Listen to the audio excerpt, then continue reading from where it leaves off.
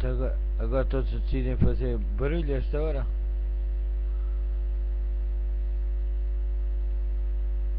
Ai, estou feito.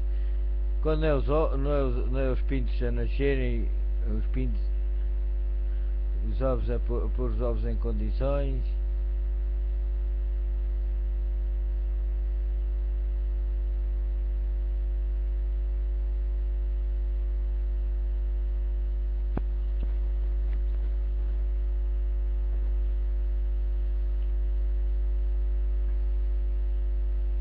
Foi buscar a Bíblia. Efésios capítulo 4, versículo 11 a 16.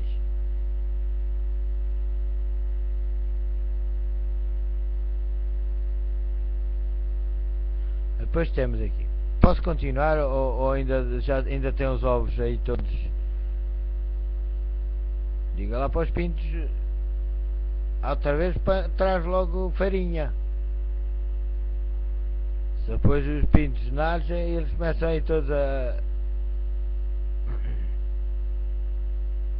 Eles precisam de farinha. Tem que...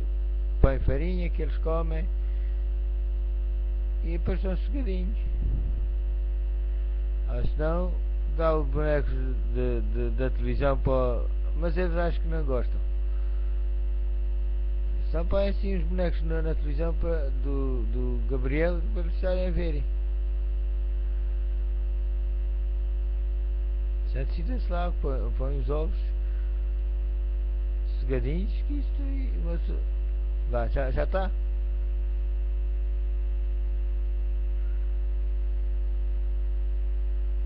Está desculpada, só que os ovos têm que estar sossegados.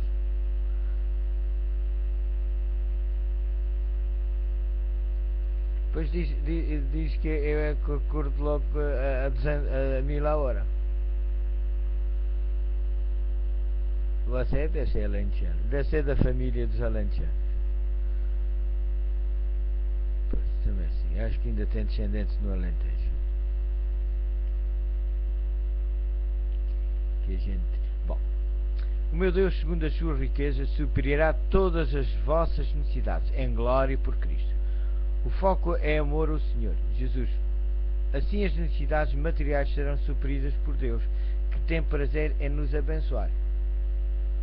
Ora, retomando novamente aos versículos que nós estávamos a estudar, que é Efésios capítulo 4, versículo 11 ao 16, o Senhor nos ensina no versículo 15 que devemos crescer em Cristo, pois Ele é a cabeça da igreja, a noiva de Cristo. Porque quando em Cristo cresce no Senhor, Ele e todos os irmãos crescem também. Porque assim, quando uma igreja é edificada, ou seja, quando um irmão tenta... Todos os irmãos, tentam fazer a sua parte, porque não é só a questão de... Pronto, agora é para acordar os pintos.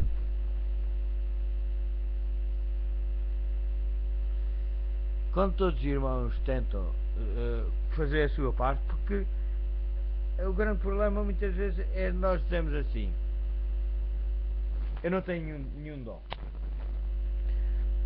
Isso é inteiramente falso.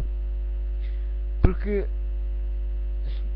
eu posso não ter um dom de ir falar às pessoas, mas não me diga que pelo menos orar pelas pessoas não posso orarem. Posso não ter o dom de cantarem, mas continuo a ter o dom de orarem. Nem que seja chegar à igreja e receber as pessoas. Posso não ter coisa de receber todas as pessoas, porque as pessoas têm vergonha. Mas as pessoas mais íntimas, mais... dizer assim: olha, mano, ó irmã, seja bem-vinda, sinta-se bem aqui na casa. Pronto, há coisas simples que a pessoa pode fazer,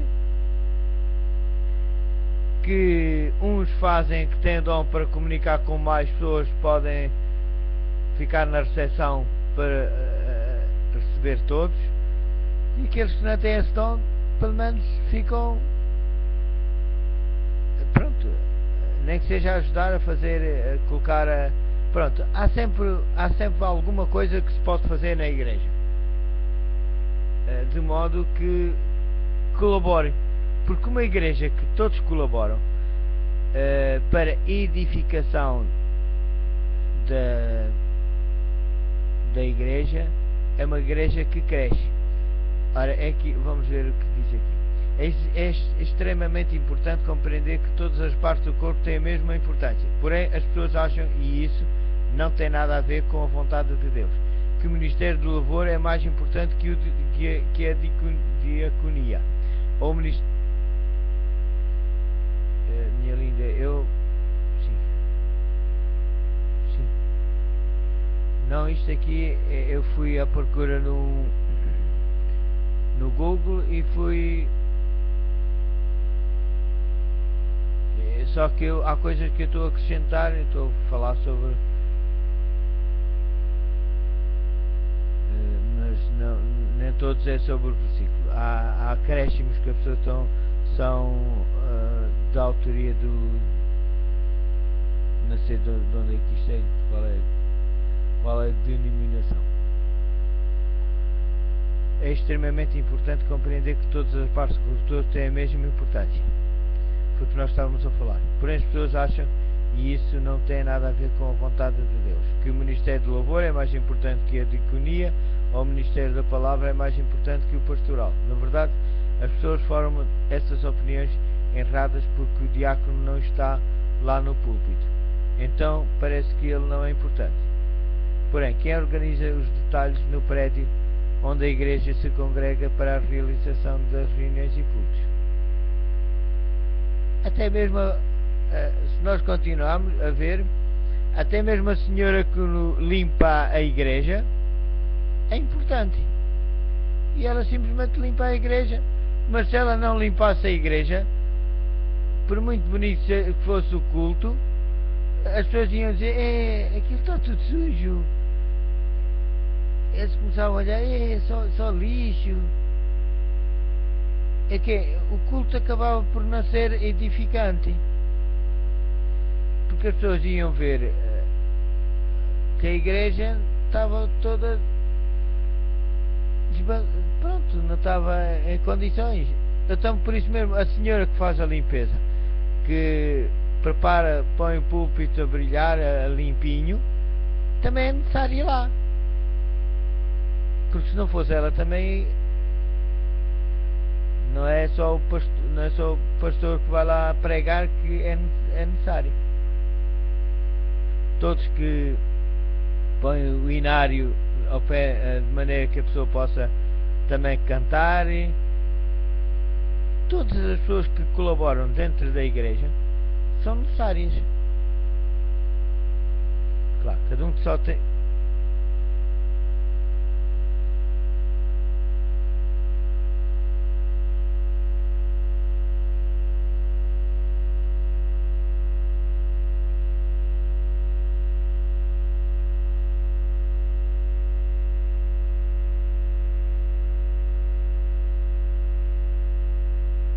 Cada um tem a sua função, é isso.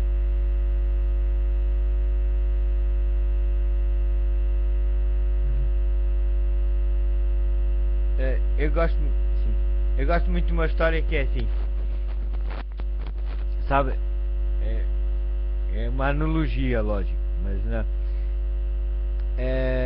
Houve uma reunião entre todos os membros do corpo.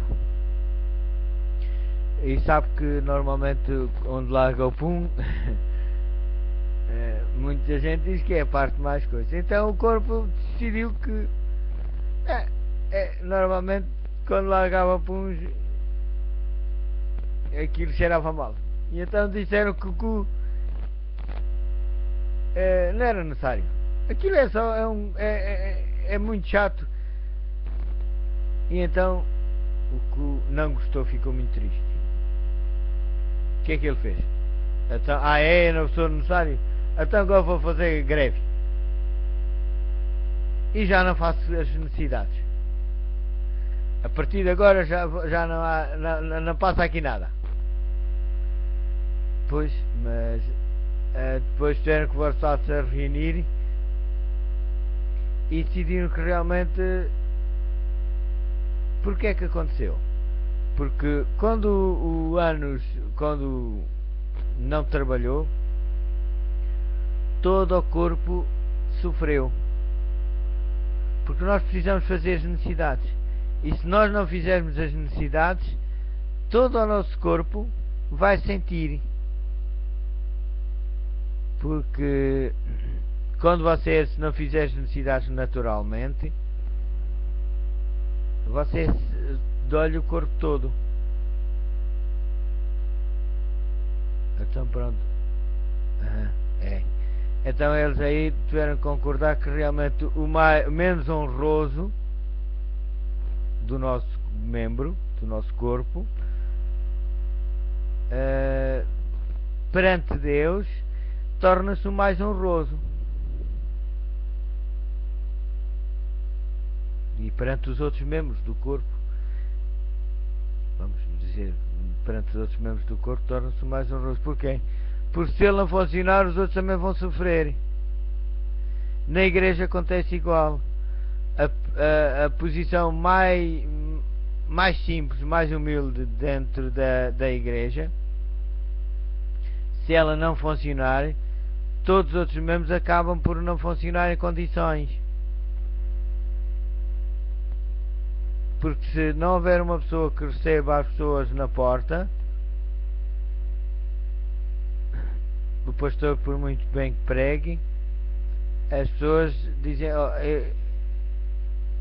eu fui mal recebida na igreja, e não voltam. Pois olha, há uma experiência que um pastor conta, e ele conta, não foi o pastor Bolhão,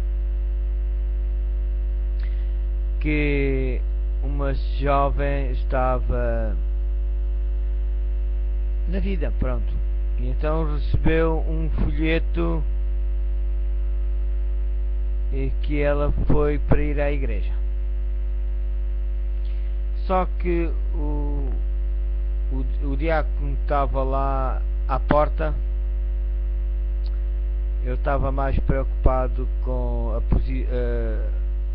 a medir a saia da rapariga do que com a sua própria salvação dela. E então ele chegou lá, viu que ela não estava coisa, e disse para ela: tanto, não vês que não estás em condições de vir para uma igreja? Bom, mas ele também não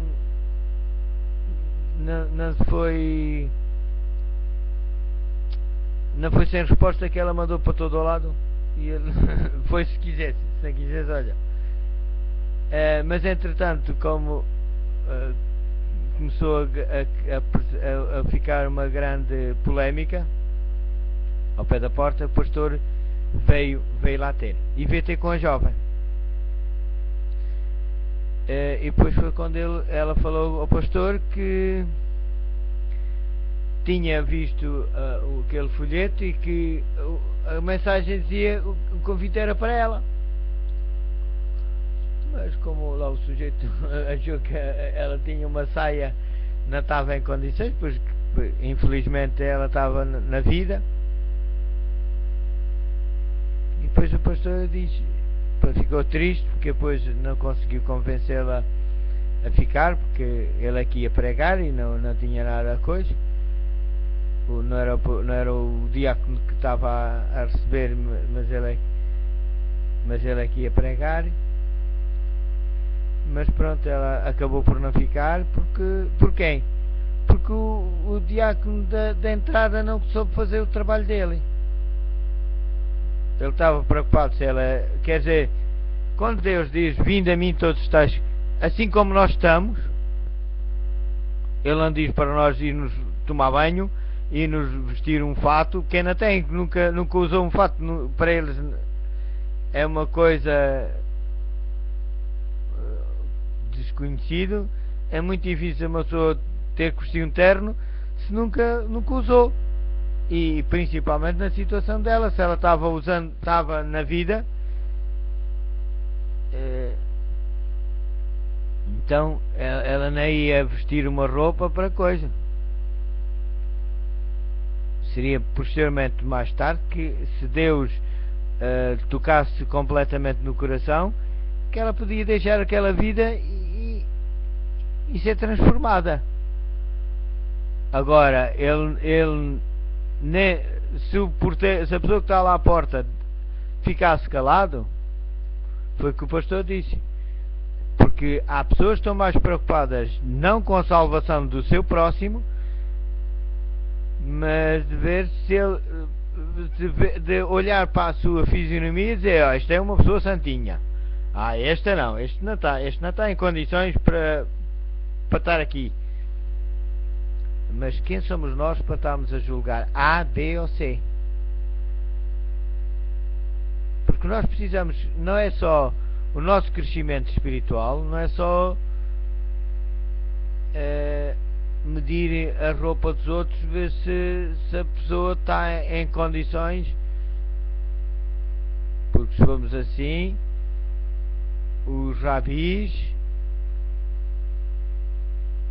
seriam os primeiros, e o próprio Jesus disse assim: raça de víboras,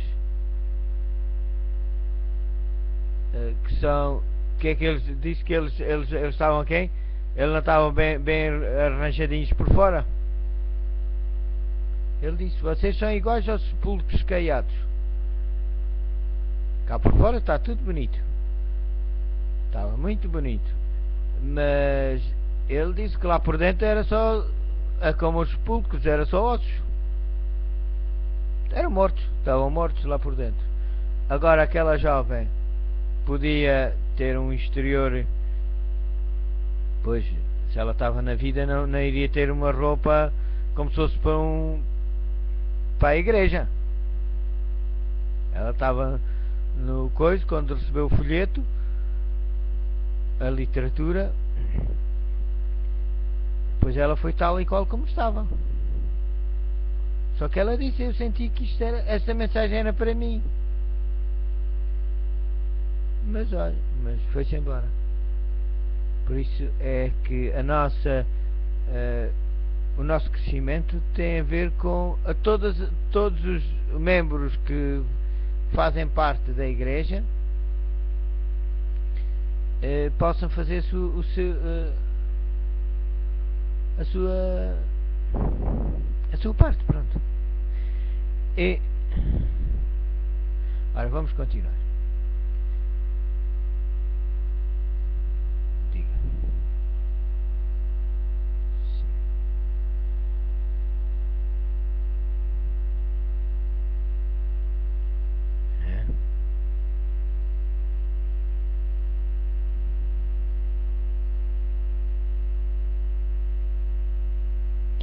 Sim.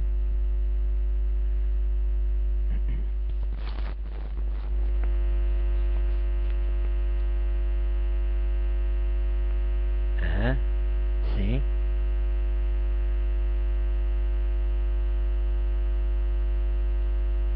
Não, o corpo tem que descansar todo. Todo. Olha, se você tiver sonhos, não sei se lhe acontece consigo, comigo acontece. Se nós tivermos sonhos, o nosso descanso não é natural. Ou seja, nós acordamos como se tivéssemos andado a fazer uma caminhada. É muito incómodo. É necessário que nós descansemos, um descanso natural. Eu vou dar um exemplo. Eu, quando tomei calmantes para dormir, eu dormia, mas não era um descanso outorgado por Deus. Quando é um descanso natural, que a gente dorme naturalmente, deixa-se dormir, a gente, às vezes que o Paulinho punha na brincadeira, punha assim: bom, agora o primeiro que deixasse dormir é que avisa o outro. Que a gente não pensa para deixar-se dormir. A gente punha-se a olhar por outro, agora o primeiro que deixasse dormir. Então, na hipótese. Mas é um descanso natural. E quando é um descanso, quando é mesmo com medicamentos, a gente dormiu, mas é como se, olha, eu comparo com a sensação de você comer uma comida, é verdade, fica o estômago cheio, mas fica sem sabido, é uma coisa que não senti prazer em comer. Não sei se aconteceu consigo, eu agora ultimamente tem-me acontecido, que eu como, mas não sinto, pronto, não sinto prazer na comida. Eu antes não, antes eu comia, eu só queria encher o estômago. É preciso, como o meu pai dizia, é preciso encher o bandulho. Mas não, agora talvez passei já uma idade, ou não sei, que não acho que o importante é encher um bandulho. O importante é comer uma comida que a gente sinta prazer que comeu. Mesmo simples, comer só um pepino com água, que aquele gaspacho é um pepino com água, só que é água fria, e gostei, pronto, depois de comer senti-me bem. Pronto, nós precisamos de dormir um sono que nós acordemos com, como você diz, a 1000 horas, mas não interessa, o importante é que o nosso raciocínio esteja como se estivesse descansado e descansando. Ora, já estamos quase na hora, e este tema, então, acho que amanhã ainda vou continuar com o mesmo tempo, porque tem, olha, do crescimento do corpo, do crescimento, e só vou aqui desenvolver aqui esta parte, como eu posso crescer, porque tem depois o amadurecimento do crescimento, tem esses 5 passos sobre amadurecimento do crescimento, que é ore constantemente, abandone o orgulho, abandone o medo, tome decisões. Mas pronto, isso vamos desenvolver depois amanhã. Agora só queria colocar este ponto que está em Hebreus, capítulo 5, versículo 12 a 14. Como posso eu crescer? Bom, normalmente a gente quando fala em crescer pensa que é crescer fisicamente. E eu fisicamente só para os lados. E você também, mas como as senhoras normalmente não gostam de crescer para os lados, dizem logo que ficam gordinhas. Então a gente já crescer para os lados também já não é muito aconselhável. Então diz assim: a partir do momento em que você compreende que necessita crescer porque parou no tempo, isso aí também vemos mesmo a pessoas que eu tenho um exemplo de uma pessoa que foi professora. É verdade que ela diz que as novas tecnologias é muito abstrato para ela, o telemóvel ainda é dos antigos, porque ela diz que não percebe nada disso. Mas eu até fiquei admirado disso. Mas você, tendo sido professora que ensinou, podia ser uma pessoa que gostava de aprender mais. Mas não, as pessoas param no tempo, como aqui diz, e pronto, e realmente acontece isso na vida. As pessoas param no tempo e acabam por não crescerem, porque o conhecimento também é um conhecimento. Ora, Deus já nos deu a fórmula do crescimento, que é exercitar o conhecimento e a obediência à verdade. Como ele nos ensina em Hebreus, capítulo 5, versículo 12 a 14, diz assim: ora, porque já devendo ser mestres pelo tempo, ainda necessitais de que vos torne a ensinar quais são os primeiros rudimentos das palavras de Deus, e vos haveis feito tais que necessitais de leite e não de sólido mantimento. Porque qualquer que ainda se alimenta de leite não está experimentando na palavra da justiça, porque é menino.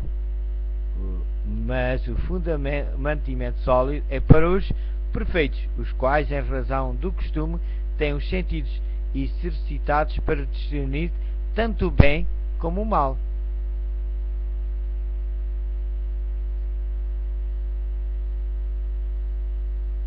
Sim, em relação ao nosso crescimento. Aqui fala sobre a própria palavra de Deus. Porque vamos supor, o Gabriel tem 1 ano. Você não lhe vai dar um cozido de couve para o miúdo.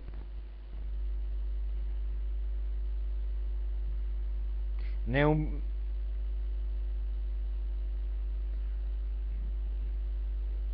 Pronto, mas ele é criança. Mas você tem que ver, ele ainda tem 1 ano. Se for passado fazendo uma sopa, você pode pôr lá bife, pode lá pôr coisa, pode lá pôr feijão, mas é passado. Você não vai dar, não dá ali um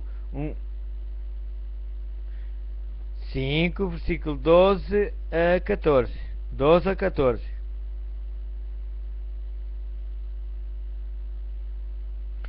Olha, o autor da carta de Hebreus chama a atenção dos hebreus por não terem crescido e ainda necessitarem de leite. Perceba que o autor faz uma analogia com o nosso crescimento físico, em que os bebés, é o que eu estava a falar agora consigo, iniciam a alimentação com o leite materno e somente após se desenvolverem comem um alimento sólido. Neste contexto, o alimento é a palavra de Deus, a Bíblia. Pois, lógico que você não me diga, o Gabriel, quando era mais pequenino, você nunca lhe dava a primeira sopa, não sei, aqui pelo menos nós fazemos assim, quando é a primeira sopa é um legume, uma coisa simples, é uma sopa básica. Porque é para um bebê, logo quando ele começa, vá 5, 6 meses, que ele quando começa a experimentar as primeiras coisas. Mas é uma sopa, que aquilo é bem passadinho. E eu estou a falar sozinho. Obrigado. Eu estou a fazer-lhe uma pergunta, você não me responde?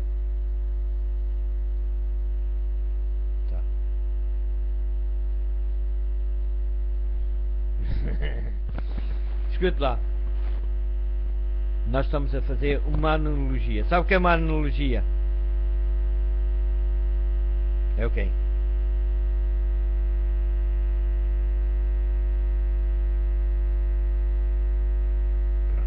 Eu só estava utilizando o termo de dizer, quando o Gabriel tinha 5, 6 meses, eu não sei quando é que ele começou a comer a primeira sopa.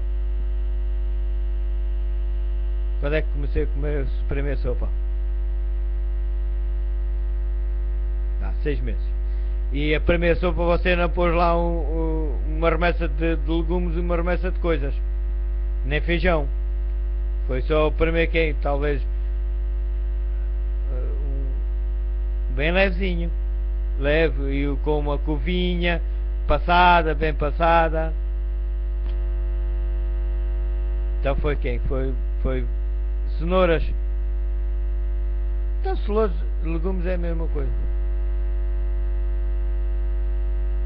Pronto. Mas foi somente uma coisa na sopa. Pronto. Pouquinho. Pronto. Está bem. Mas pronto. Mas só colocou um tipo de legume. Então foi com pronto, ou 3, um bocadinho de cenoura, um bocadinho de batata e um bocadinho de sushi, vá. Então pronto, mas são 3 coisinhas, são básicas. Pronto. Mas é uma sopa simples. Mas com o tempo é que vai crescendo, vai colocando outros legumes, outras coisas. Aqui também é igual. Você quando começa, é verdade que há pessoas que quando... Diga, desculpa. Diga, diga.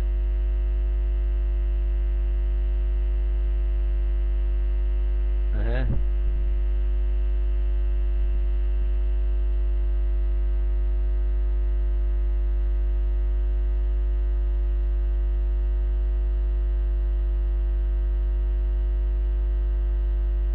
Sim.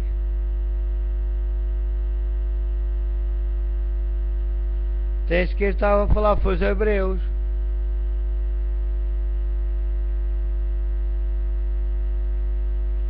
Pronto. Pronto. Até isso que nós estávamos a tentar transmitir, que é necessário, necessário porque olha, por exemplo, já está na hora de coisa, temos que fazer a oração. Acontece o seguinte, há pessoas que, quando a pessoa é novata, que não sabe, mandam ler desde o início até, pronto, para começar a ler desde o início a Bíblia, mas é errado,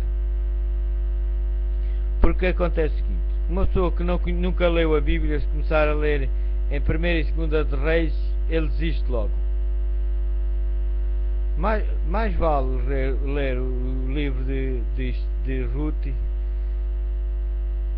ler o livro de Salmos, ou preferencialmente começar a ler o Novo Testamento. Começando por onde? Normalmente pelo livro de João, porque é um livro que fala sobre o amor, tem uma linguagem mais cuidadosa, uma linguagem mais simples. Para quem nunca estudou a Bíblia, é necessário começar por esses pontos. Porquê?